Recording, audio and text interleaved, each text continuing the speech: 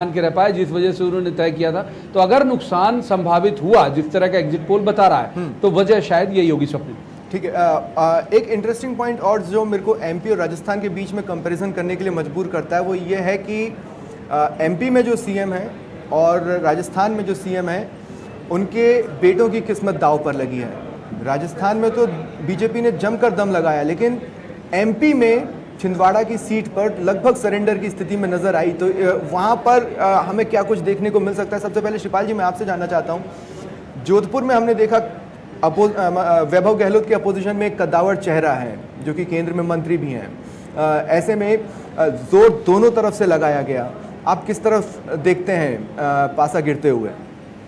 देखिए, वहाँ पर बड़ा दिलचस्प मुकाबला है जोधपुर में। खास तौर पर एक तरफ संघ की प्रतिष्ठा दांव पर है। वहाँ पर जो गजेंद्र सिंह शेखावत हैं केंद्रीय मंत्री, उनका जो व्यवहार है वो अपने आप में मायने रखता है, और साथ में खुद प्रधानमंत्री और जो पार्टी अध्यक्ष हैं अमित शाह, उन्होंने वहाँ पर कैंपेन किया उनके लिए।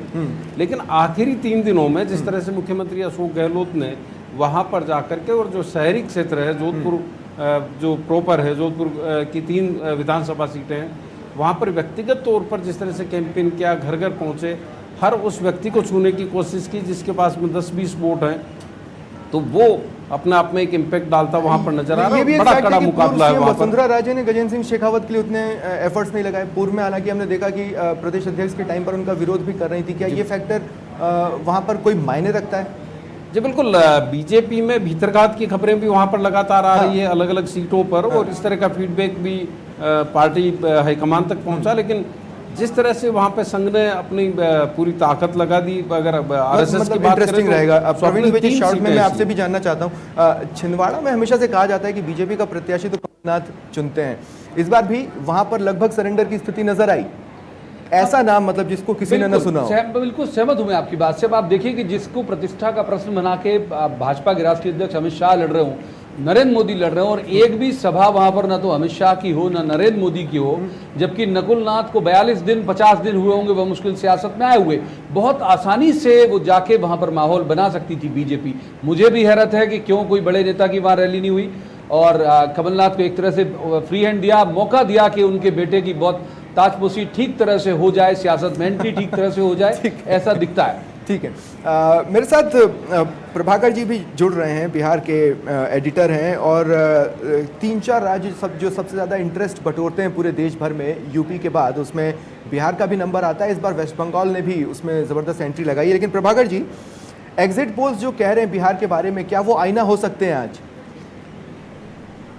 जी देखिए, जैसा अमिताभ जी ने कहा कि एग्जिट पोल्स जो हैं, जो वो केमिस्ट्री और अर्थमेटिक की बात कर रहे थे, तो अगर बिहार में अर्थमेटिक काम करेगा तो ये एग्जिट पोल गलत साबित होंगे, और बिहार में अगर केमिस्ट्री काम करेगा तो फिर नतीजे कुछ भी हो सकते हैं। जहाँ तक आप अर्थमेटिक की बात करें तो जो महागठबंधन के नेता, और यही कारण है कि महागठबंधन के जो नेता हैं वो लगातार एग्जिट पोल्स को रिजेक्ट कर रहे हैं। एग्जिट पोल्स की अगर आप बात करें तो जो जातीय आंकड़े हैं वो महागठबंधन उससे काफ़ी आश्वस्त दिखता है। लालू प्रसाद यादव और उनकी जो पार्टी है उसके पास एक वोट बैंक है, एक बड़ा तबका है वोट का, जो कि जो मुस्लिम माइनॉरिटी वोटर्स हैं, साथ में यादव हैं, तो एक बड़ा तबका है, और उसके कारण से वो आश्वस्त दिखते हैं। लेकिन ये एग्जिट पोल के जो आंकड़े अभी आ रहे हैं वो इन सारे दावे और इनके जो आश्वस्त हो रहे थे उसे एक तरह से रिजेक्ट कर रहे हैं वो, और यही कारण है कि जो महागठबंधन के नेता हैं वो इसे मान नहीं रहे हैं। उनका कहना है कि आज जो चुनाव के नतीजे आएंगे वो इन एग्जिट पोल्स को झूठे साबित करेंगे। जी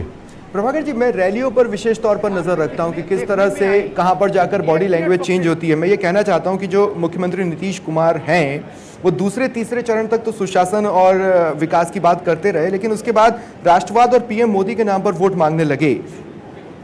अमिताभ जी भी कुछ कहना चाहते हैं यहाँ पर। जी अमिताभ जी। प्रभाकर, 2 बातें बिहार में देखने में आई। 2 अलायंस, एक बीजेपी जेडीयू, एक RJD Congress, Upendra Kushwaha and VIP and all. कम से कम बीजेपी जेडीयू का अलायंस व्यवस्थित रहा, टाइमली शेप ले लिया, सीट डिस्ट्रीब्यूशन आसानी से हो गया। रामविलास, नीतीश और सुशील मोदी के बीच में झगड़ा झंझट बाहर नहीं आए, और उसके तुलना में जब हम दूसरे अलायंस के आंगन में झांक कर देखते हैं तो वो आखिरी मिनट तक खींचातानी रही, टिकटों को लेके मारामारी रही।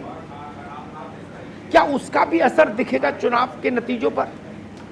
जो एक स्मूथनेस चाहिए, बिना जर्क के अलायंस टेक ऑफ करे, क्या उसमें थोड़ी सी चूक हुई? ये लालू की अनुपस्थिति का असर भी हो सकता है। ये इवन लालू के परिवार में भी स्मूथनेस नहीं रही।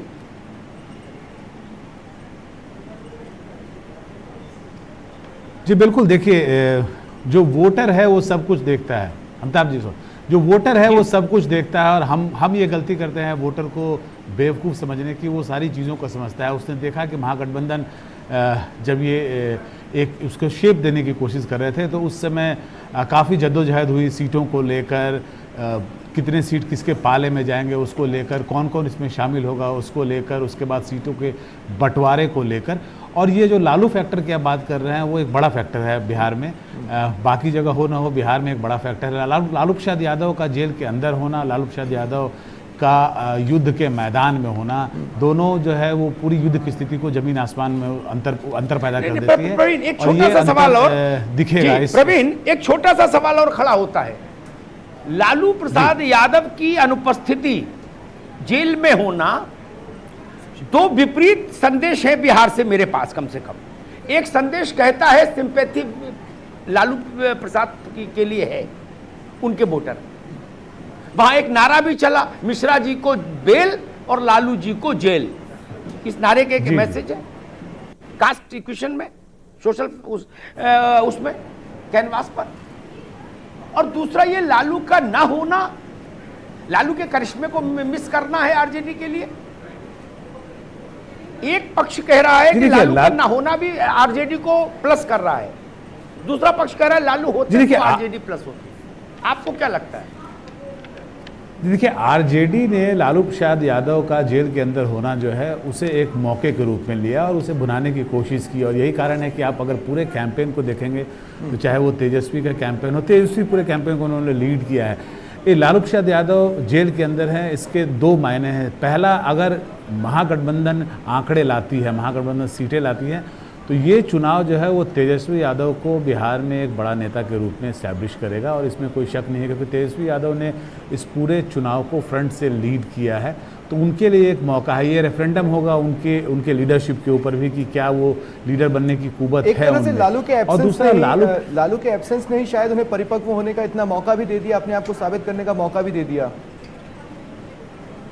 जी बिल्कुल, लालू प्रसाद यादव अगर होते तो शायद तेजस्वी यादव की इतनी चर्चा नहीं होती बिहार में। लेकिन क्योंकि लालू प्रसाद यादव जेल के अंदर हैं और वो एक्टिवली इलेक्शन में पार्टिसिपेट नहीं कर सके, तो तेजस्वी यादव के लिए एक मौका था कि फ्रंट से लीड करना, और उन्होंने फ्रंट से लीड किया है।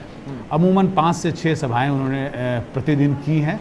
तो एक रेफरेंडम उनके ऊपर भी होगा। अगर सीट आते हैं, आंकड़े आते हैं, तो तेजस्वी यादव का कद बढ़ेगा, राजनीति कद बढ़ेगा। और आंकड़े नहीं आते हैं तो उन्हें जवाब देना पड़ेगा, और एक तरह से इसे उनके फेलियर के रूप में भी देखा जाएगा। साथ में आरजेडी ने लालू प्रसाद यादव का जेल के अंदर होने को एक मौके के रूप में लिया और उसे भुनाने की कोशिश की। एक सहानुभूति वोट, जिसे हम वोट बोलते हैं,